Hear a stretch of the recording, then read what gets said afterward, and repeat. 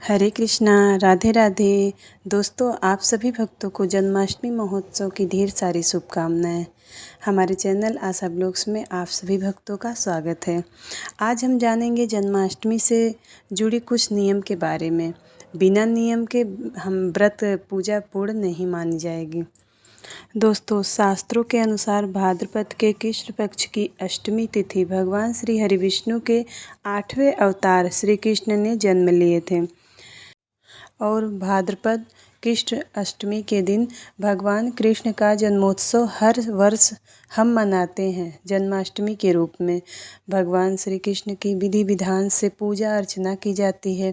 लड्डू गोपाल जी की पूजा अर्चना की जाती है और भक्त आज के दिन श्री कृष्ण को प्रसन्न करने के लिए, उनकी कृपा पाने के लिए व्रत रखते हैं। बहुत से लोग निर्जल व्रत रखते हैं और कुछ लोग फलाहार भी व्रत रखते हैं।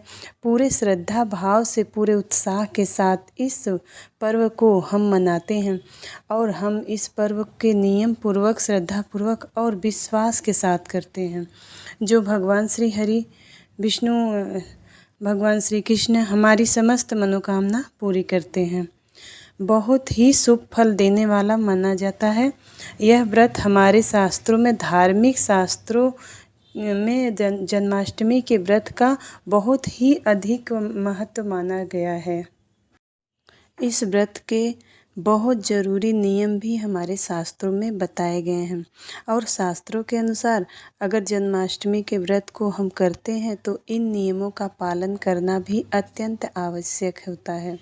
बिना सभी नियमों का पालन किए बिना हमें व्रत का संपूर्ण फल प्राप्त नहीं होता। इसलिए अगर आप व्रत कर रहे हैं और आपकी कोई भी मनोकामना है जिसके लिए आप व्रत कर रहे हैं या निष्काम भाव से भी व्रत कर रहे हैं, तो चाहते हैं कि भगवान श्री कृष्ण की कृपा हमें प्राप्त हो और हमें व्रत के संपूर्ण फल प्राप्त हो और जिसकी कामना से हम व्रत कर रहे हैं और हमारी मनोकामना शीघ्र ही पूर्ण हो, तो हमारी मनोकामना के लिए यह नियम करना बहुत ज़रूरी होता है, बहुत ही आवश्यक होता है। आप इन नियमों को जानें और इन नियमों का पालन करें। तो आज के वीडियो में आप सभी को इन्हीं नियमों के बारे में बात करने वाली हूँ जो शास्त्रों में बताए गए हैं और इनका पालन करना अत्यंत आवश्यक होता है। तो वीडियो को पूरा ज़रूर देखिएगा और एक लाइक ज़रूर करिएगा और आप अगर वीडियो में नए हो तो सब्सक्राइब ज़रूर करिएगा। शास्त्रों के अनुसार जन्माष्टमी व्रत एकादशी व्रत के समान ही शुभ फल देने वाला होता है, पुण्य फलदायी माना गया है। यह व्रत एकादशी व्रत अगर आप नहीं कर रहे हैं तो जन्माष्टमी का व्रत भी करते हैं नियम पूर्वक, तो नियमों का पालन करते हैं तो एकादशी व्रत के फल के समान मिलता है फल। आज के दिन पूजा आराधना करें, मंत्र जप करें और सभी नियमों का पालन करते हुए अगर आप इस व्रत को करते हैं तो एकादशी के समान पुण्य फलों को प्राप्ति होती है। भगवान श्री हरि विष्णु की, भगवान कृष्ण की कृपा प्राप्ति होती है। सभी प्रकार के पापों, कायिक वाचिक मानसिक पाप कर्मों से मुक्ति मिल जाती है और दुखों का अंत हो जाता है और सुखों की प्राप्ति होती है। भगवान श्री कृष्ण की कृपा प्राप्ति होती है। एकादशी के समान ही इस व्रत को माना जाता है और एकादशी के समान ही इस व्रत के नियम भी बताए गए हैं शास्त्रों में। जैसे कि एकादशी व्रत में एक दिन पहले, दशमी के दिन से ही नियम पालन करना होता है, सात्विक भोजन ग्रहण करना होता है और संयम के साथ इस व्रत का पालन करते हैं।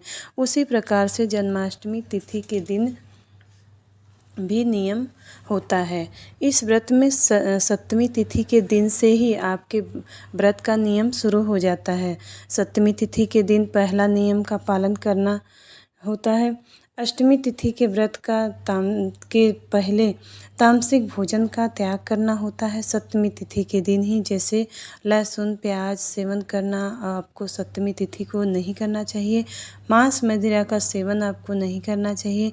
हरे पत्तेदार सब्जी नहीं खानी चाहिए और मसूर की दाल भी नहीं खाना चाहिए, बैगन और मूली का त्याग करना चाहिए। इस प्रकार से जितनी भी तामसिक चीज़ें हैं उनका त्याग करके सात्विक भोजन ही ग्रहण करें सप्तमी के दिन। जो जन्माष्टमी का व्रत करते हैं उनके लिए इस नियम का पालन करना बहुत ज़रूरी होता है।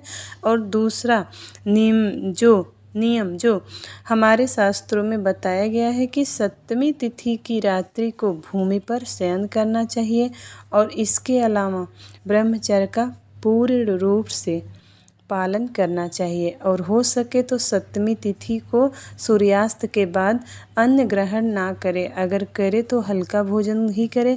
इस प्रकार से सप्तमी तिथि से हमारे व्रत का नियम शुरू हो जाता है। अब आपको अष्टमी तिथि को क्या करना है। अष्टमी के दिन सुबह जल्दी उठकर स्नान आदि से निवृत्त हो जाएं। स्नान में अगर गंगा जल आपके पास है तो गंगा जल अपने स्नान करने वाले जल में डाल के 2-4 बूंद उसके बाद स्नान करें। उससे शुद्धिकरण हो जाता है गंगा जल के कुछ बूंदे उसमें डालने से। और उसके बाद सूर्य को जल चढ़ाना चाहिए। कोई भी व्रत करें सुबह नहाने के बाद सूर्य जल को ज़रूर चढ़ाएं। उसके बाद मंदिर में घी का दिया प्रज्वलित करें और व्रत का संकल्प लें। बिना संकल्प के व्रत पूर्ण माना नहीं जाता है। व्रत करते समय सुबह संकल्प जरूर ले लेना चाहिए और हो सके तो जन्माष्टमी के दिन पीला वस्त्र धारण करें और अपने घर में विराजमान लड्डू गोपाल हैं तो उनको भी पीला वस्त्र धारण करवाएं, पीला फूल चढ़ाएं, पीला मिठाई का भोग लगाएं भगवान श्री कृष्ण को और इससे भगवान की कृपा शीघ्र ही प्राप्त होती है। अगर आप पीला वस्त्र धारण ना कर पाएँ तो काला और नीला रंग को छोड़कर किसी भी कलर के वस्त्र धारण कर सकते हैं और उसके बाद पूजा कर सकते हैं। किसी भी पूजा और शुभ कार्य में काले और नीले रंग का प्रयोग नहीं करना चाहिए। और एक नियम करना, व्रत के दिन झूठ बोलने से बचना चाहिए। क्रोध ना करें, घर में किसी प्रकार का कलह ना करें और किसी के लिए गलत शब्द का प्रयोग ना करें, क्योंकि इससे व्रत का पुण्य फल नष्ट होता है। इसलिए इस बात का ध्यान रखना बहुत ज़रूरी होता है। जन्माष्टमी के दिन पूरी श्रद्धा भाव से व्रत रखना चाहिए और लड्डू गोपाल घर में हैं तो उनकी विधिवत उस दिन पूजा करना चाहिए और पूरे दिन लड्डू गोपाल की सेवा करनी चाहिए, श्रृंगार करना चाहिए। पूरे विधि विधान से मन से श्री कृष्ण की आराधना करनी चाहिए। आप मन से करें उनकी पूजा और आराधना और उनकी मन से सेवा करें। यकीन मानिए वर्ष भर में सबसे श्रेष्ठ व्रत जन्माष्टमी का होता है। जन्माष्टमी का माना जाता है। भगवान श्री कृष्ण की जब पूजा करते हैं तो मन की सभी मनोकामना पूरी होती है, चाहे संतान प्राप्ति की हो या धन सुख की प्राप्ति का हो या कर्ज से छुटकारा या पापों से मुक्ति चाहिए। समस्त प्रकार की मनोकामना पूर्ण होती है। मन में श्रद्धा और विश्वास का होना बहुत ज़रूरी होता है। बिना श्रद्धा का कोई पूजा नहीं होता है। अगर पूजा करे तो मन में श्रद्धा और विश्वास रखकर। ये तो रही जन्माष्टमी से जुड़ी शास्त्रों के अनुसार नियम का पालन करना। उम्मीद करती हूँ आप सभी को जानकारी अच्छी लगी होगी। अगर वीडियो अच्छी लगे तो वीडियो को लाइक और चैनल को सब्सक्राइब ज़रूर करिएगा। मिलती हूँ अगले वीडियो में, तब तक के लिए राधे राधे, जय श्री कृष्णा।